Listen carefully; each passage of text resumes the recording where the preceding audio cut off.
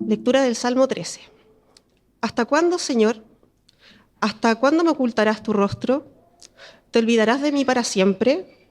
¿Hasta cuándo debo estar angustiado y andar triste todo el día? ¿Hasta cuándo mi adversario me dominará? Señor y Dios mío, mírame y respóndeme, ilumina mis ojos y manténme con vida. Que no diga mi adversario que logró vencerme. Se burlará de mí si acaso caigo. Yo confío en tu misericordia. Mi corazón se alegra en tu salvación. Te cantaré salmos, Señor, porque tú siempre buscas mi bien. Estas palabras del Señor. Estamos en esta serie llamada, ¿se acuerdan del título? Esta serie de los salmos llamada Caminando con Dios, ¿no es cierto? Caminando con Dios.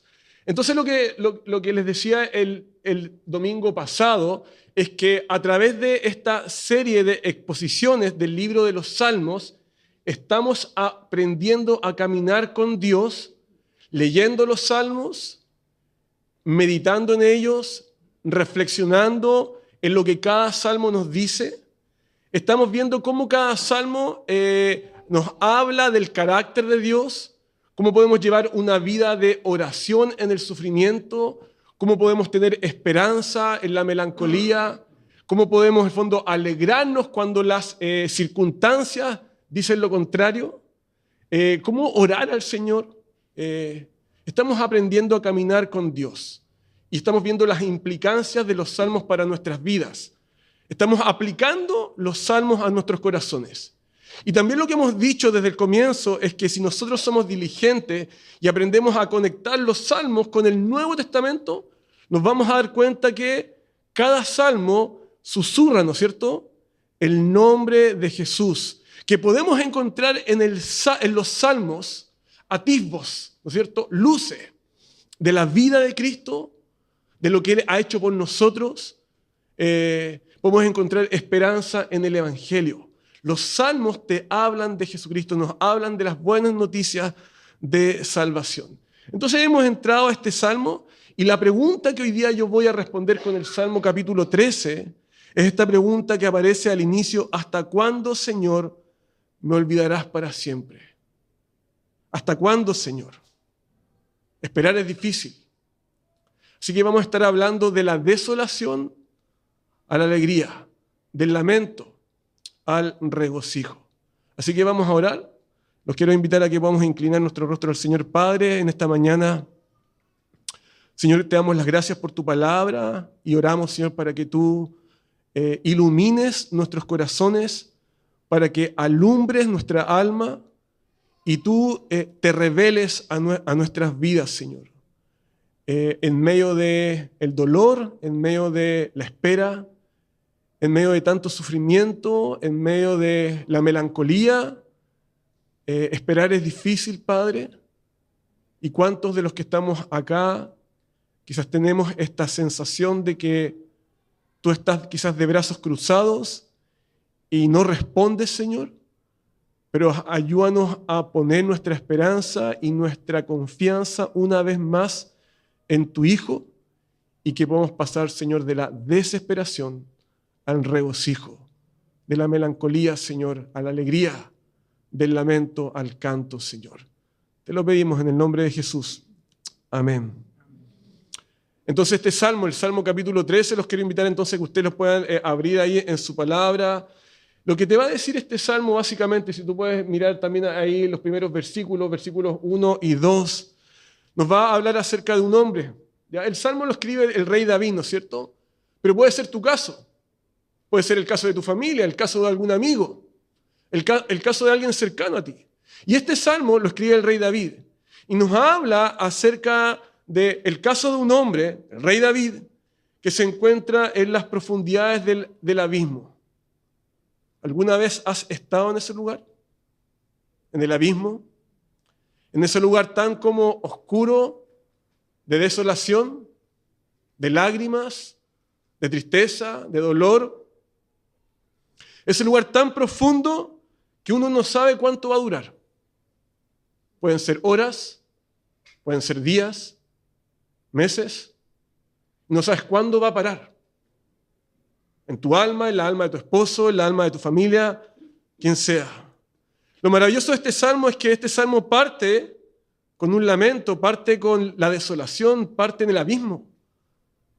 Pero los versículos 5 y 6 terminan mostrándonos a un hombre lleno de confianza, un hombre alegre, un hombre lleno de fe, poniendo la esperanza en el Dios de su salvación. Entonces, este salmo lo que va a hacer es que te va a mostrar a ti en esta mañana el camino, cómo transitar por el camino cuando nos encontramos en las profundidades del abismo. Así que lo que quiero invitarte a que puedas tomar este salmo y lo puedas hacer tuyo para el resto de tu vida. ¿Alguna vez te has encontrado en ese momento, en esa situación? ¿En ese lugar tan oscuro de la desolación? Estoy seguro, por el conocimiento que tengo de muchos de ustedes, que en esta mañana, muchos de ustedes están en ese lugar. Pero quizás si no es tu caso, puede ser el caso de tu hijo, o el caso de tu esposa, o de un amigo, no importa. Puede ser el caso de alguien cercano a ti, en ese lugar. Y surge la pregunta, ¿no es cierto? ¿Hasta cuándo, Señor? ¿Hasta cuándo, Señor? Si ese es el lenguaje de tu corazón en esta mañana, el Señor en su amor, en su gracia, en su bondad, ¿no es cierto?, te va a revelar en esta mañana el camino por el cual tú debes transitar. Si tú ya eres un cristiano, si eres un cristiano, un creyente, el Señor te va a decir que no te ha dejado a la deriva en ese foso, en ese abismo de tanto dolor. Pero si no es tu caso, si tú no estás en el abismo, Dios quiere usarte a ti como un instrumento para poder ayudar a otro a encontrar esperanza en ese foso. Dios quiere usarte a ti como un instrumento vivo para ayudar a otros, para que encuentren esperanza en ese lugar. Entonces David parte este salmo preguntando, ¿hasta cuándo, Señor? Porque el foso de la aflicción es profundo. Es un lugar que él no ha dimensionado, pero es tan profundo que David le pregunta 4 veces, versículos 1 y 2. Es como si le estuviera diciendo, Señor, ¿hasta cuándo durará mi aflicción? ¿Hasta cuándo va a durar el lamento, el dolor? ¿Cuánto tiempo tendré que llorar? Y una de las cosas que nosotros aprendemos en este salmo, que el sufrimiento, que ese lugar, ese abismo, no tiene solamente una dimensión. Cuando alguien está en ese foso, son varias las dimensiones del dolor. Habrá momentos donde el abismo tendrá que ver con esa primera dimensión entre tú y Dios. En ese foso también va a haber una dimensión que tiene que ver contigo mismo, con tu ser interno, con tu alma. Y va a haber una tercera dimensión que tiene que ver con otros, con el enemigo. 3 dimensiones del abismo, 3 dimensiones del dolor, 3 dimensiones del foso de la desesperación. Fíjate, la angustia de David en su relación con Dios. ¿Hasta cuándo, Señor, tú vas a esconder tu rostro? ¿Te das cuenta? Esa primera dimensión con Él. Señor, ¿hasta cuándo tú te vas a esconder de mí? Pero hay una segunda dimensión que es la dimensión interna, ¿no es cierto?, consigo mismo. ¿Hasta cuándo debo estar angustiado y andar triste todo el día? Pero hay una tercera dimensión que tiene que ver con el enemigo, con esa persona o con ese poder.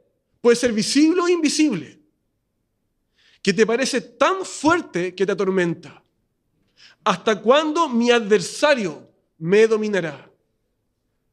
3 dimensiones del foso, 3 dimensiones del lamento, 3 dimensiones del abismo. Entonces la pregunta para nosotros es, ¿cuál es el camino que tú debes transitar? o que tu amigo, o tu esposa, o tu hijo, ¿no es cierto?, debe transitar cuando estamos en las profundidades del abismo. Y Dios lo que nos revela en esta mañana es que ese camino es la oración. De todos los caminos que tú puedes transitar en ese lugar, Dios te dice, en ese lugar, el camino es la oración. No intentes escapar por tus fuerzas. No intentes lanzar un lazo con tus méritos, dice. Pueden haber muchos caminos, muchas personas que quieran ayudar. Puedes tener muchas estrategias, ¿no es cierto?, muchas ideas de cómo salir. Pero lo que te dice este salmo es que el camino es la oración. Pero aquí quiero hacer una aclaración. Porque si tú lees este salmo de manera superficial y escuchas estas palabras, las puedes tomar de forma literal. Y en los salmos se escriben con poesía, con metáforas, con imágenes, con ciertas palabras que a primera vista uno podría llegar a pensar que son literales, pero uno tiene que entender el contexto. Entonces voy a hacer la aclaración. Si tú eres un cristiano, es decir, alguien que ha sido salvado por Cristo, por la obra sustitutiva de Cristo en la cruz, es decir, que si tú te has arrepentido de tu idolatría y has confiado en Cristo como tu Salvador, tu esperanza, tu mediador, tu justicia, la Biblia te asegura la presencia permanente y para siempre de Dios en tu vida. Amén. ¿Qué significa así sea? El libro de Romanos lo expresa de esta manera. Si tú eres un cristiano, un creyente, salvado por Cristo, el libro de Romanos lo explica de esta forma. ¿Quién podrá separarnos del amor de Dios, del amor de Cristo? Y Pablo en Romanos dice, tribulación, angustia, persecución, hambre, desnudez, peligro, espada.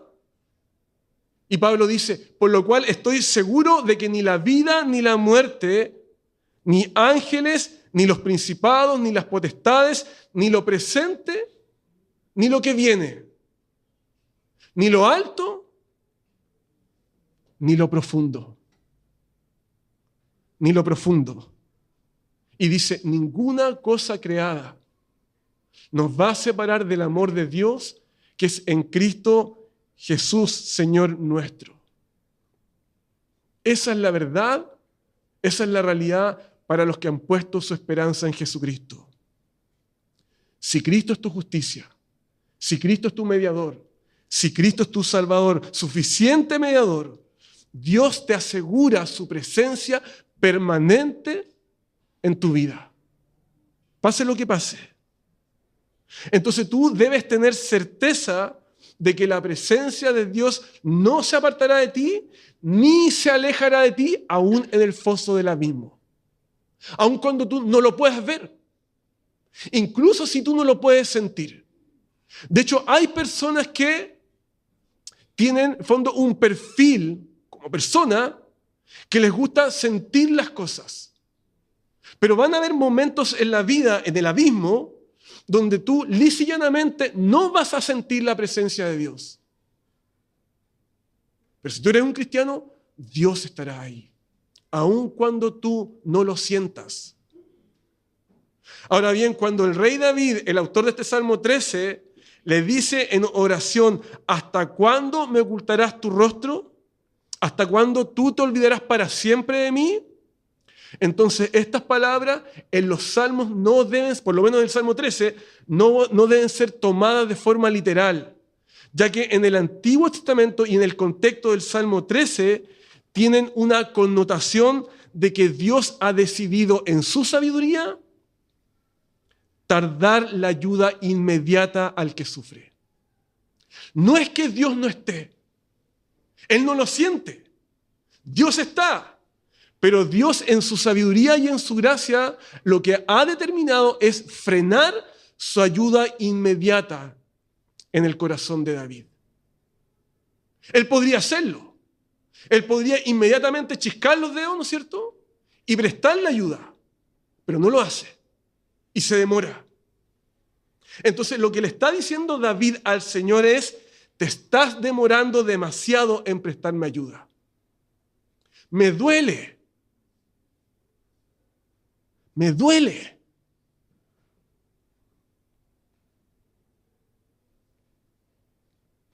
Que no estés haciendo nada por mí. Eso es lo que le duele a David. Saber que Dios está, pero no le presta ayuda. Pero la segunda pregunta de David a Dios es: ¿hasta cuándo debo estar angustiado y andar triste todo el día? ¿Alguna vez has estado así? ¿Alguna vez has visto a tu hijo, a tu esposo melancólico? ¿A un amigo? ¿O a ese colega o a ese compañero en la universidad, ¿no es cierto? ¿O en el colegio? Que siempre está triste. Pareciera en el fondo que nunca aflora la alegría. Como que pareciera que llega la primavera y siempre es invierno. Sale el sol y siempre es lluvia. Sin embargo, creo que la mejor traducción no la hace la Reina Valera contemporánea, sino que la mejor traducción la hace la Biblia de las Américas, cuando dice: ¿hasta cuándo he de tomar consejo en mi alma, teniendo pesar en mi corazón todo el día? ¿Qué significa esto? Significa que es como un torbellino de pensamientos. Eso es lo que le está pasando a David. En medio del foso, en el fondo, hay una avalancha de ideas en su mente y en su corazón. Esa es la segunda dimensión, lo que le pasa internamente. David está en el hoyo, se imagina cosas, inventa cosas en su cabeza, especula cosas, no deja de pensar.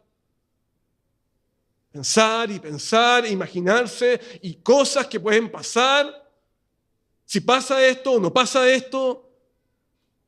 Y todos estos pensamientos están carcomiendo el corazón de David. Y tú sabes muy bien que cuando viene una avalancha de pensamientos en el alma, uno se agota, uno se cansa. Ese semblante alegre, vivo, decae. Y Dios, en su inmenso amor, en su inmensa gracia, lo que hace es que retiene esta ayuda inmediata con un propósito. Entonces, si Dios aún no te ha ayudado, Dios tiene un propósito. Él, en su sabiduría, su buen propósito, su diseño, su designio, su misericordia, está frenando la ayuda oportuna. ¿Y sabes por qué? Porque Él lo que quiere de tu corazón es que tú aprendas a descansar y a confiar en Él más que en ti. Porque lo peor que te puede pasar en la vida es que tú seas un hombre o una mujer autosuficiente. Porque Dios mira de lejos al arrogante, pero acoge al humilde. Entonces Él sabe que lo peor que te puede pasar en la vida es que seas un hombre o una mujer que se cree fuerte. Entonces Él detiene y frena su ayuda para que tú aprendas a decir: tú, Señor, no mis fuerzas, las tuyas, son más que suficientes en el día de mi angustia. Entonces lo que hace Dios cuando frena la ayuda es que está desarmando tu independencia, desarmando tu autosuficiencia, para que tú puedas decir al final de tus días, ojalá que puedan ser antes, ojalá que pueda ser ahora, no al final, ojalá que pueda ser hoy, para que tú puedas decir, aún en el más profundo dolor, tú, Señor, me sostienes. Entonces, ese engañoso, tóxico, maloliente, perverso, hereje y demoníaco evangelio de la prosperidad que les dice, mintiéndoles, que si tú tienes a Dios, la enfermedad se irá de ti o de tu hija, que si tú tienes a Dios, tendrás una mejor situación económica y serás próspero materialmente. Esa es una mentira. Tú debes huir de ese lugar. No tienes que creer en ese engaño, porque lo que te muestra este salmo es otra realidad para quienes somos cristianos. El rey David, en el abismo, tenía pensamientos acerca de Dios. Tenía pensamientos acerca del mismo. Tenía pensamientos acerca de otros. Y eso lo podemos ver a lo largo de toda la Escritura. Por ejemplo, personajes como Job, Elías, entre otros. Entonces, cuando pareciera que Dios se ha olvidado de ti, debemos recordar que el camino es la oración. Señor, pareciera que te estás demorando mucho en prestarme ayuda. Pasan los días, pasan los meses, pasan los años y pareciera que tú nunca actúas. Lo sé muy bien.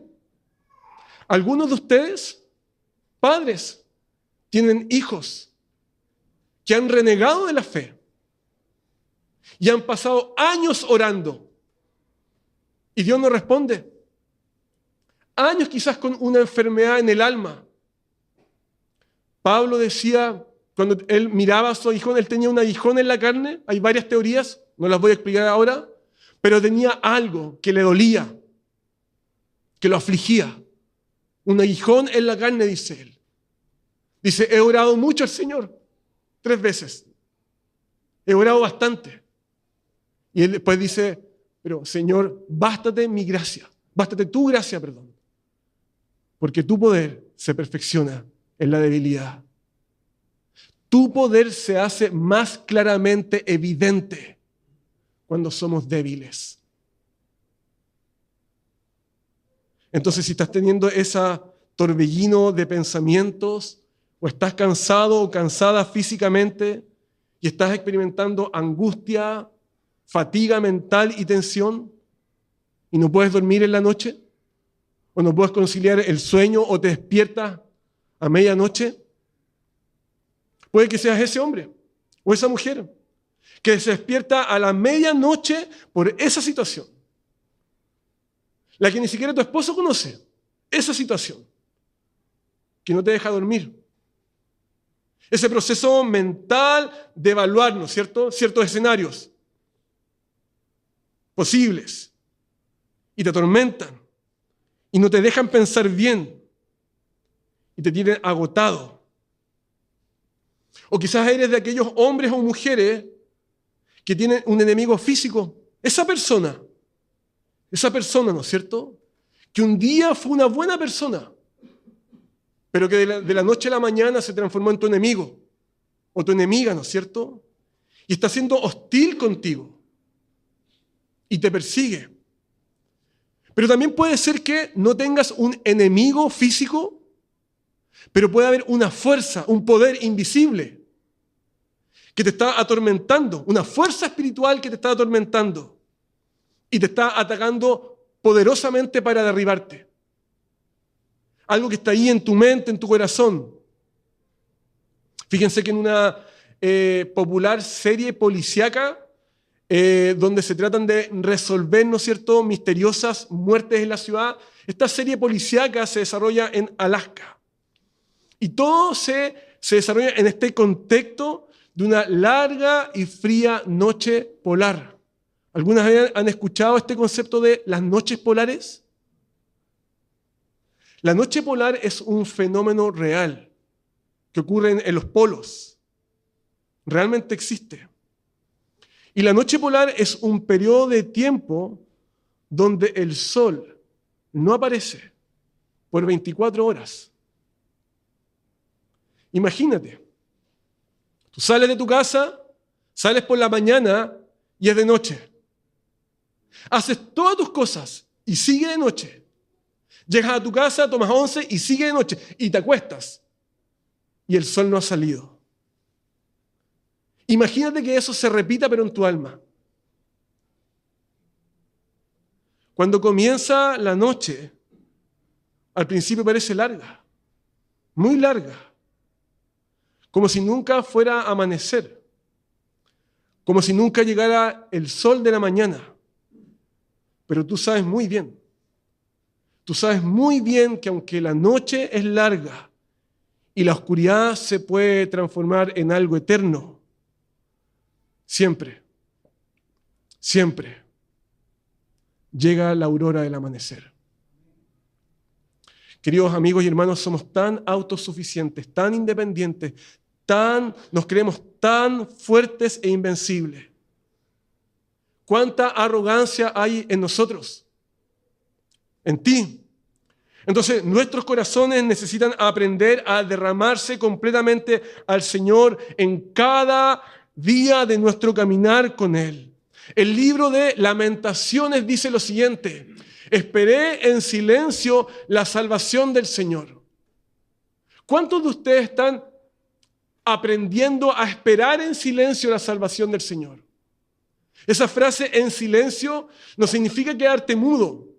Esa frase en silencio significa estar quieto y esperar que Él te salve. Pero eso es lo que más nos cuesta. Nuestra familia, a los que nos conocen, somos tan inquietos. El pastor es tan inquieto. La esposa del pastor es tan inquieta. Hasta le salieron los hijos inquietos. Pero esa es una característica nuestra, de nuestra alma. Querer, ¿no es cierto?, trepar por nuestras fuerzas. Entonces, si el lenguaje de tu corazón es el que dice: Señor, tú has ignorado mi dolor y mi pena, Dios quiere escuchar tus sentimientos. Dios quiere escuchar tus lamentos. Si aún estás ansioso o ansiosa y tienes un corazón descorazonado, Dios quiere que tú lo busques en esta mañana con tus oraciones y que nos derramemos a Él, que podamos aprender a adorarlo en intimidad cuando estamos en el foso y en el abismo. Entonces, si tú estás ansioso o ansiosa y los problemas de tu corazón te están carcomiendo tu alma, dile a tu alma: alma mía y abatida, reposa en la presencia de tu Salvador. Y lo que hace David es que David nunca para de orar. ¿Se da cuenta? Siempre hay marcha hacia adelante. En su vehículo de oración nunca hay marcha atrás. Me encanta eso. Siempre marcha adelante, aunque sea lenta. Puede ser primera, segunda, pero siempre, y no para de orar, ¿no es cierto? Entonces, ¿qué es lo que podemos hacer en el día tan oscuro de nuestro lamento, de nuestra desolación, cuando uno no sabe cuánto va a durar? Dios te dice: derrámate ante mí, clama a mí. Y eso es lo que le dice David. Le dice: Señor y Dios mío, mírame y respóndeme, ilumina mis ojos y manténme con vida. Que no diga mi adversario que logró vencerme. Se burlará de mí si acaso caigo. ¿No sabes cómo orar? Toma esas palabras del rey David y hazlas tuyas en tu corazón. Que estas sean las palabras y el lenguaje de tu alma. La oración de David tiene 3 peticiones. Número 1, le dice a Dios: mírame. Número 2, le dice a Dios: contéstame. Y número 3, le dice: trae luz a mis ojos. Mírame, contéstame y trae luz a mis ojos. Y quiero que ustedes puedan aprender muy bien cómo deben ser nuestras oraciones para que podamos aprender a caminar con Dios en el día de la aflicción. Mírame. Tú sabes muy bien que David es un creyente, un cristiano, ¿no es cierto? Es un creyente en el Antiguo Testamento. Y el rey David está convencido de que Dios tenía puestos sus ojos en él. Y de nada le hubiera servido clamar a Dios si David no hubiera estado convencido de que Dios lo está mirando. ¿Te das cuenta? Por eso que el Salmo capítulo 1, que es muy importante leer siempre la introducción, ¿no es cierto? Y los primeros capítulos cuando queremos avanzar hacia adelante. Algunos de ustedes en el fondo avanzan adelante, pero se olvidan leer el capítulo 1, ¿cierto? ¿Cachai? Y empezamos a ver en el fondo los libros así como picoteando por aquí y por allá y no entendemos muchas veces el laberinto de la Biblia. Entonces es muy importante leer justamente el inicio de cada libro de la Biblia para poder entender ciertas verdades. El Salmo capítulo 1, versículo 6 dice: el Señor conoce el camino de los justos. Y David, aunque no siente a Dios en su corazón, aunque Dios ha frenado su ayuda, David está convencido y está ejercitando su fe en el Señor, aunque sienta que Dios lo ha olvidado.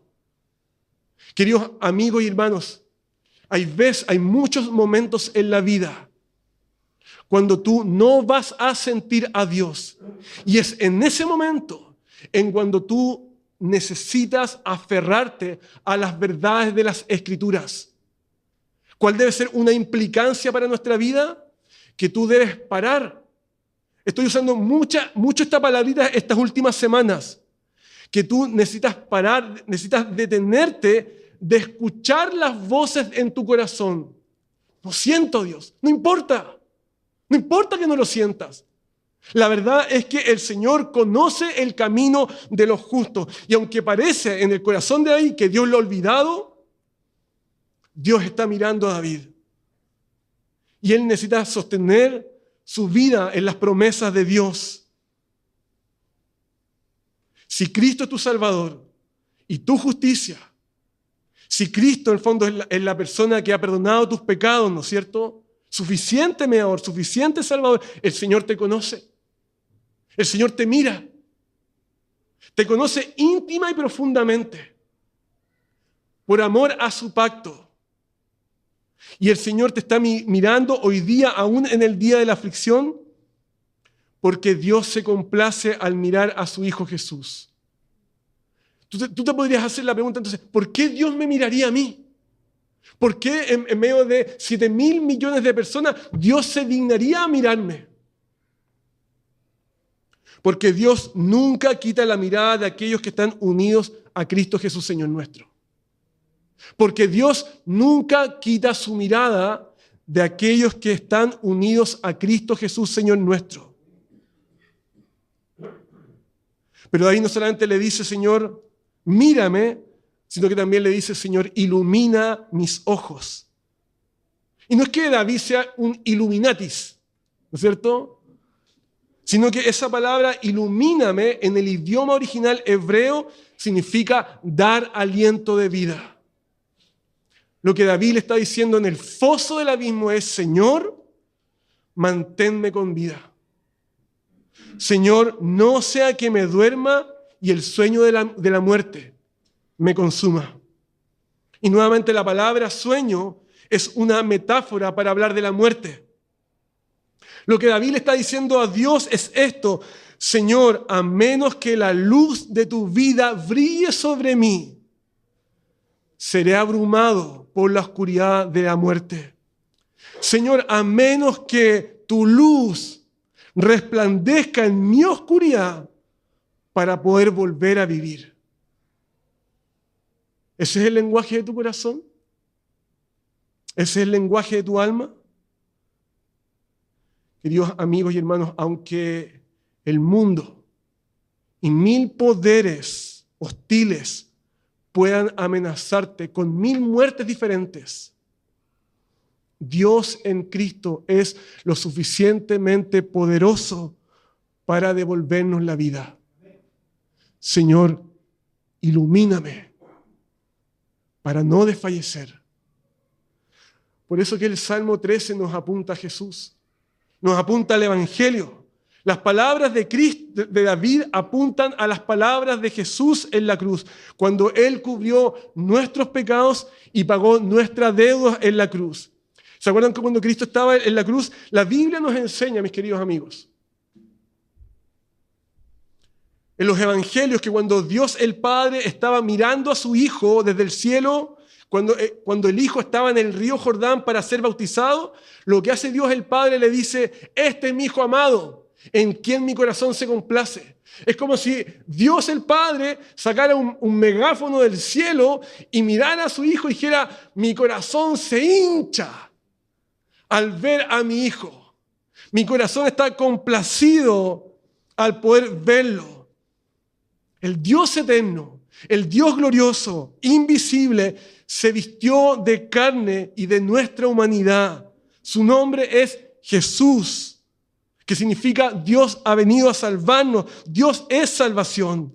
Y Jesús tenía como una comunión eterna, gloriosa y preciosa con el Padre.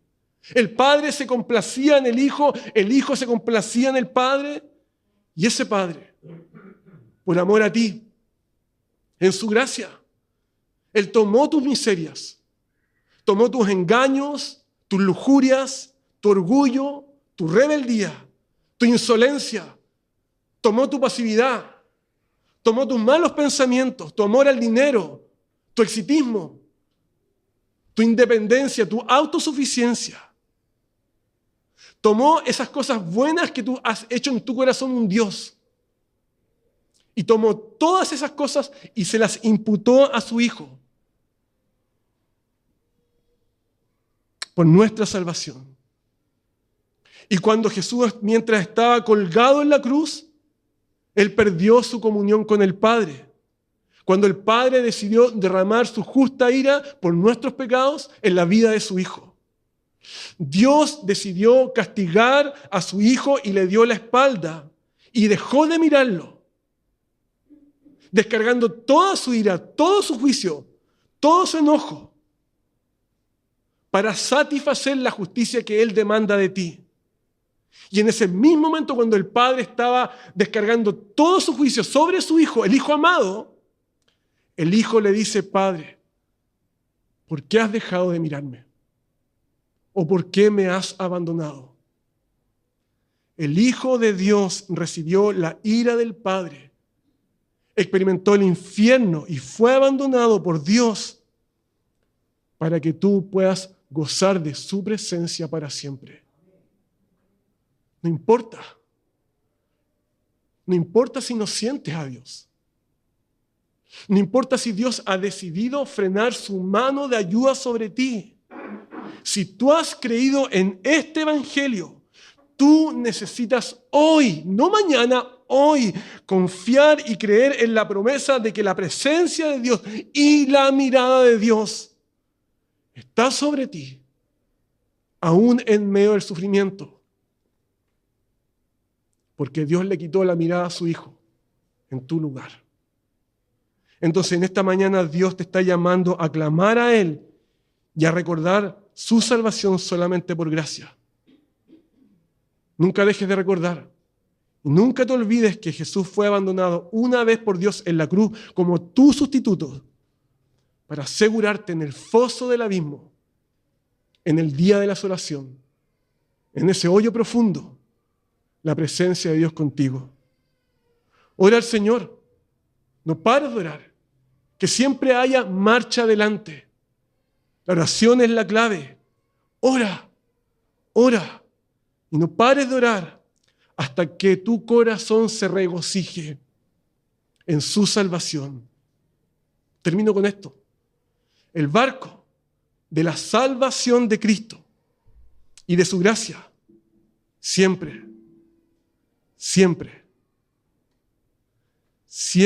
nos lleva a puerto seguro. Y ese puerto seguro es un puerto de paz. Y eso es lo que necesitan nuestros corazones en el día de la aflicción. Que el Señor nos bendiga grandemente. Por último, quiero solamente recomendarles 3 libros si quieren aprender cómo orar. Está este libro que se llama Cómo orar en el Espíritu, que es de un clásico de Juan Bunyan, el autor de El progreso del peregrino. Un segundo libro del autor Paul Miller, Una vida de oración, conectándose con Dios en un mundo lleno de distracciones. Y un tercer libro devocional escrito por Tim Keller y su esposa Kathy Keller, que se llama Los cantos de Jesús. Pueden ser muy útiles y muy reveladores también para nuestras vidas, o quizás para la vida de un amigo que está sufriendo en estos días. Que el Señor les bendiga grandemente. Que así sea.